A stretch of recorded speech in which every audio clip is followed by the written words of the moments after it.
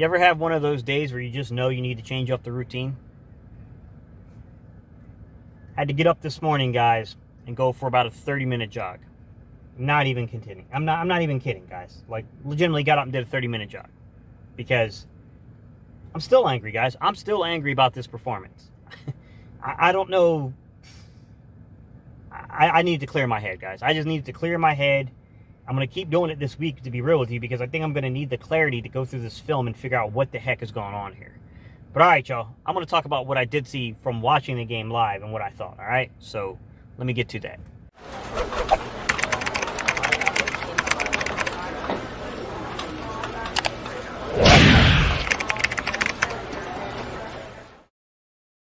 What's up, Eagles Nation? What's going on, NFL world? How you doing, division rivals? This is Stephen Hyder with Gate City Sports Channel. Sports Channel where the cerebral NFL fan comes for about 10 minutes of daily content. Good morning, good afternoon, or good evening. Whenever it is you get around to watching this, guys. Once again, Gate City Sports Channel. All right, today's topic. I'm going to be real with you guys. I thought Doug game planned a good game. I thought the game plan made a ton of sense to me. I don't know what else we would have wanted from Doug in terms of the game plan. The game plan made absolute sense to me. You max protect, right? Offensive line gives up 8 sacks. You need to max protect. He did. He kept tight ends in. He kept running backs in. That line, for the most part, held. Yes, there were a couple lapses here and there. But for the most part, I cannot pin this on the offensive line. The offensive line gave Wentz enough time to make plays. I would have done the same thing. Made a lot of sense to me. That's something you do. Other things I saw that he did. Quick timing and rhythm. When you know you're struggling, you go to quick timing and rhythm plays. He went to the quick timing and rhythm stuff. Okay? You saw those passes out to Miles Sanders in the flat. I think you keep that one in the arsenal, guys. That worked.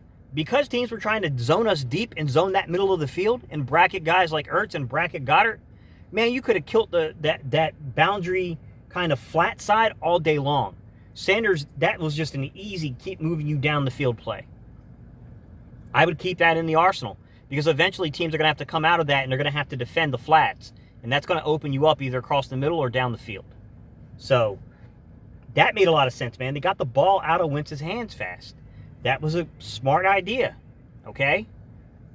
I thought I saw Rich Grandrello's identity on this playbook, on what I saw from the game plan, I should say. Right? We saw rollouts. We saw play action that went into rollouts. Okay? Anytime they took a deep shot, they moved the pocket. Smart idea when you can't block anybody. Don't keep him in one spot where teams can just play tag, go get Carson. Made a lot of sense. Same thing I would have done. I would have moved the pocket when I was taking my deep shots. That's what it seemed like for the most part they did. I'm not going to say every time they took a deep shot, they moved the pocket, but they moved the pocket more than they normally do when they were taking deep shots. Made a lot of sense. I would have done that.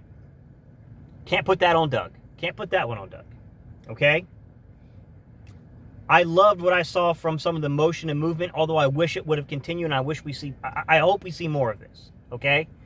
I got to be honest with you, man. I thought that Jalen Hurts, putting him in the game as a running back / wide receiver, I thought it made a crap ton of sense, guys. I thought getting defenses looking laterally to pay attention opened up the inside zone runs. And I thought teams had a heck of a time trying to stop that inside zone with us because it was just wide open, guys. They could not stop us. We were killing them on the inside zone. That made a ton of sense to me. That should continue. And then eventually what you can do is if you keep using guys like Rager, right? Boston Scott, Miles Sanders, okay? You use all these guys. D-Jags, Jalen Hurts. Eventually you hit them with a jet motion. Eventually you hit them with that 2-quarterback set. You hit them with a trick play. You got a quarterback in there who can throw. Get that defense flowing one way and hit them back the other side with it.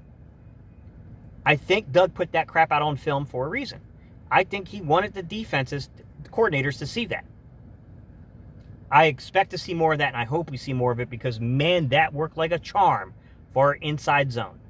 We were getting pushed, and it worked well for the inside zone. That little motion worked out well, guys. They knew what they were doing. It made a lot of sense. So, I liked it. I honestly liked it a lot. Some other things that I think we have to discuss, guys. I'm a huge Wentz supporter. I believe in this kid's talent level.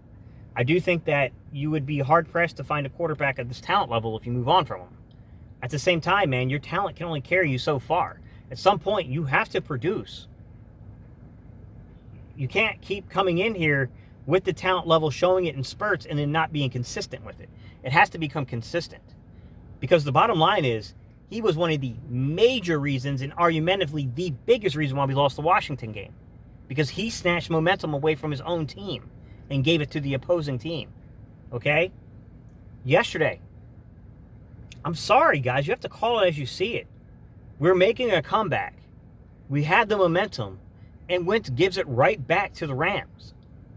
That throw was irresponsible for a franchise quarterback to make. You don't make that throw. And I know that we complain that sometimes he does not give possession receivers a chance. That's different from a corner fade. You give them a chance on a corner fade. You give them a chance on the back shoulder. You give them chances like that, not across the middle of the field with double coverage. And I know some people say, oh, it was the ball placement. Bull crap. There's nowhere you place that ball except for really, really high where anyone has a shot at grabbing it. It's not ball placement there, gentlemen. This team gets itself in a lot of trouble when you start getting Carson Wentz pressing and Doug Pederson pressing. That's where the mental errors start coming in. And we just can't have games where these two are pressing the issue and play calling and in executing the scheme, executing the plays. When that happens, we're in trouble.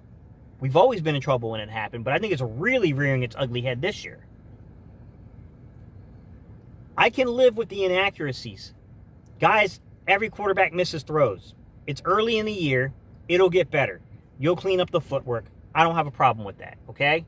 He's not the most accurate quarterback. He never has been. He was never built to be. People got the wrong expectation if that's what you're expecting from Carson Wentz. It's not who he is. I will say this. Carson, for the love of God, take a little mustard off of the shorter range passes. I feel like sometimes he tries to put so much into a ball on a screen, so much into a ball on just a little quick out route that he's forsaking accuracy for power. There's no need for it on a 10-yard or below pass.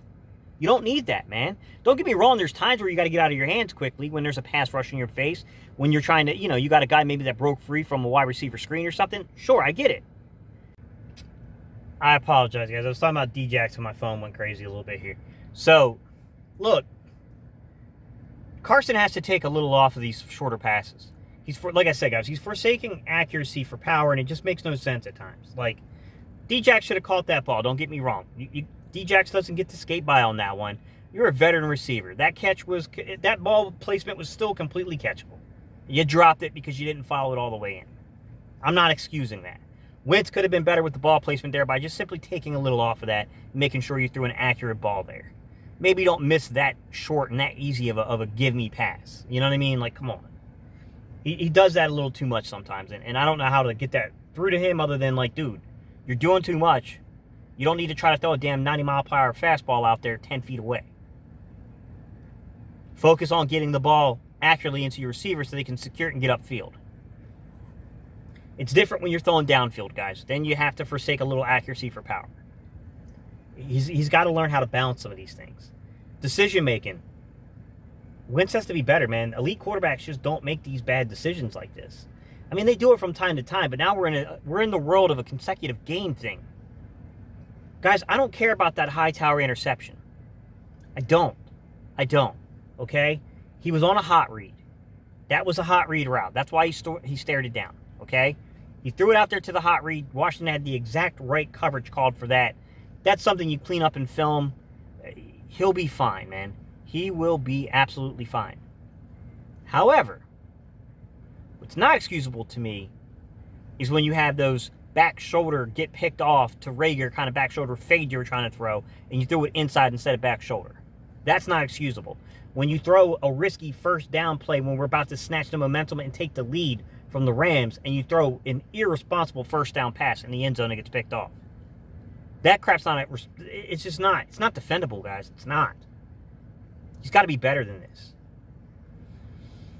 I don't care about the interception at the end of the game, guys. Whatever, man. That's desperation. Whatever, man. That crap, whatever. We can move on. I don't care about the inaccuracies. You can clean that crap up. The decision-making stuff that reverses the momentum of games, that's a problem. That has to stop. All right, y'all. These are my thoughts on it, man. I got to jump off here if I end up having an aneurysm. All right. I'm going to end it the way I always end it. E-A-G-L-E-S. All right, y'all. Let's go, Eagles, guys. Well, next Sunday's another Sunday, guys. We'll see.